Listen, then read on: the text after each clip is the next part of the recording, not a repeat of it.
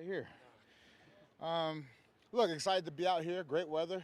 Another team here, break up the monotony of camp, and to have the Eagles come in, a great organization, great team.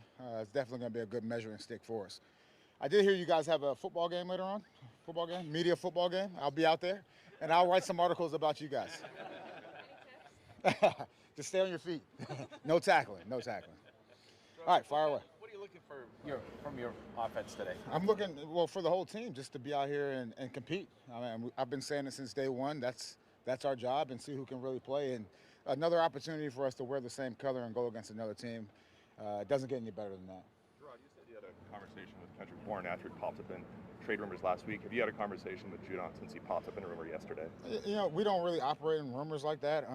The conversations that I have with those players are pretty private. What I will say is that Judon's done a great job in the meeting room and done everything that we've asked.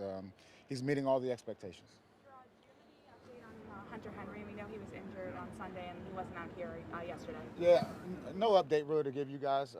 He won't practice today, if you want to know that. But when he's ready to go, he'll be out there playing. Do you anticipate it's going to be long term, or I don't anticipate it to be very long. Jerod, what's your relationship with Coach Sirianni like, and how have you guys worked together to, script or manage? Yeah, I mean, we have a good relationship. Every time we see each other, we have good conversations. And even yesterday, we had their whole staff here, and just how we wanted to practice, went through the script and things like that. I would say our staffs are on the same page. And again, he's done it. This is my first time, and so he had some advice about that. But I appreciate the relationship. Is there going to be enough snaps for all four quarterbacks out here today? We'll see. We'll see. Obviously the first two will get a significant amount of the snaps. We got to get ready to play some real football. And, look, we're approaching today like a game. Like, we're not tackling to the ground, but at the same time, those guys, look, we're going to put our best out there and see how they operate. So how much film study or scheme goes into a day like today? Not a lot. Really it's not about anyone else. It's about us. As far as, we talk about fundamentals and knowing what to do and knowing how to do it. Those are important things. We didn't have a big scouting report for the Eagles. What we do know is, they're a good football team, and the expectations for that team are pretty high compared to where our expectations are from the outside looking in are. So we'll see what happens. Jerod, I understand it's different players, different years, different schemes and all that, but in your experience, how long does it take a quarterback to learn how to play with an offensive line, to kind of partner up? I would say they're all individual circumstances. Some quarterbacks probably can just go in right now and it doesn't really matter who's up front. And then you have other quarterbacks that need that time. So I don't think it's like a magic number. How would you describe Drake Maye, the preseason and training camp that he's had to this point? Yeah, he's been steady. I think if I was to say one word, it's steady. He's always in the building, always studying. He's out here trying to get better each and every day. And he'll get more reps this week, if that's the question. If that's the underlying question, he'll get more reps this week, believe me. The opener for him, just getting, calling plays in the huddle, just handing the football at the basics, getting that under his belt. Yeah, it was huge. And I would also say when he wasn't in the game, he was still listening to the call, still taking those mental reps, which are very important. I always talk to all the players, if you're not in there, you should be getting mental reps and going through the checks in your head, and he definitely did that. Knowing the game is 2 days from now, but today's a chance to obviously see a lot of things. How do you keep the guys understanding that this is an exercise to sort of go out there, but maybe not take it too far against the other team? Well, taking it too far means what? Like, we're going to come out here today and treat it like a game besides tackling. And so we're going to go out here and try to play with good fundamentals. We'll wrap guys up. Look, we're not taking them to the ground, but we'll thud up. The receivers know, the running backs know. Look, we're going to protect the ball. We're going to go out there and try to find space. So we're approaching this like a game. I think you have to, especially when you have a good team like the Eagles in town. Jacoby said about a week or so ago, we need to button down the things that don't require talent. Yesterday we saw a couple laps. We saw some guys jumping offside. You had a little meeting there. Yeah. How do you feel like you're progressing as a group on that front? I think it's going well. That was the first truly sloppy practice in my opinion. I think the guys knew that. And I think that's a huge part of it. When you're messing up. If you don't know you're messing up and you're messing up, that's a huge problem. So they took to the coaching, but once again, the pre-snap things, the things that you can control, we have to clean that stuff up before we get to week one.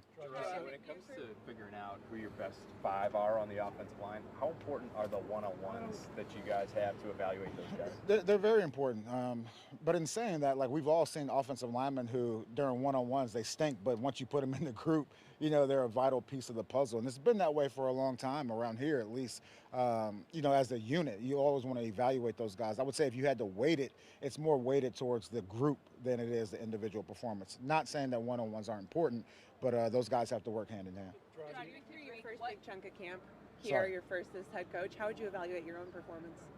That's for you guys. That's for you guys to decide, and for the players to decide, and the assistant coaches. And I'm always open to feedback, and they've done a great job. I have this open door policy. They've done a great job. Hey, coach, we could do this better, or maybe we should change something here. And I've been wide open, like just listening to all those options. Hey, Jerod, I remember a couple of years ago you were asked about interviewing elsewhere, and you said you were a young coach and you were interviewing and learning as much from them Absolutely. as they were from you. What did you take away from your conversations in Philadelphia? Well, first I would say, all of those guys were on the same page, and obviously it starts with the GM and ownership. Those guys were on the same page, and I wanted to have that same relationship, whether it was here or somewhere else. I wanted to have that same relationship with the GM and also ownership, which I feel very confident that Elliott and ownership and as well as myself were on the same page. And it was a great experience. It was a great experience for me to go out there and learn. And look, when you see, this year we brought in 17 new coaches. It's a different perspective, and it's not that it's good or bad or better or worse. It's just different, and I try to take all that stuff in and put my own spin on it. Jerod, you said that Drake's in the Sorry, I got to go here because my ladies first. All right, here we go. Steps do you hope that he does take today, and do you have goals kind of in mind for him? Yeah, you just want him to continue to build his confidence and go out there and operate the offense. I would say offensively as a whole, we just need to operate faster, and those guys understand that, and we'll see hopefully today that those guys really take heed to that message. That's my question. So, There you go. What, All right. in general, memories of joint practices as a player?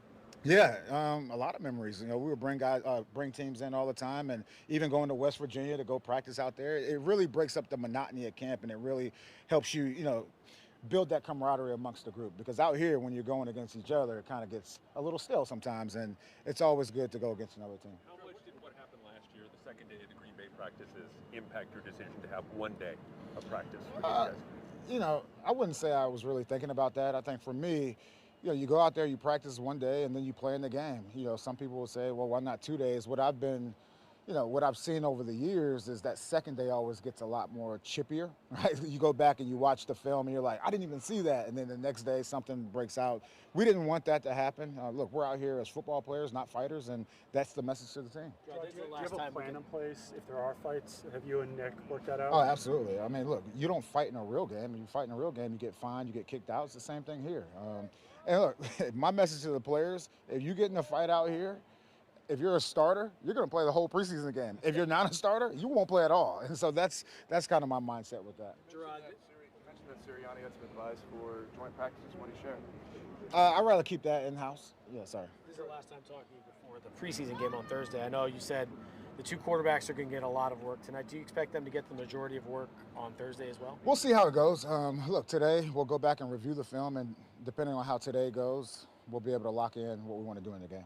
Has anything surprised you about Jalen Pope, your first offseason? Yeah, just he's another guy that's just very steady. You watch him come out of college, of course he can run routes and catch the ball and do all those things, but the thing that got me was just his blocking. You don't really see receivers, do the things that he did in college, and he's a tough individual, and he's going out here blocking guys like Duggar and all that stuff. It's great. It's great to see. That mentality, that attitude at that position is important.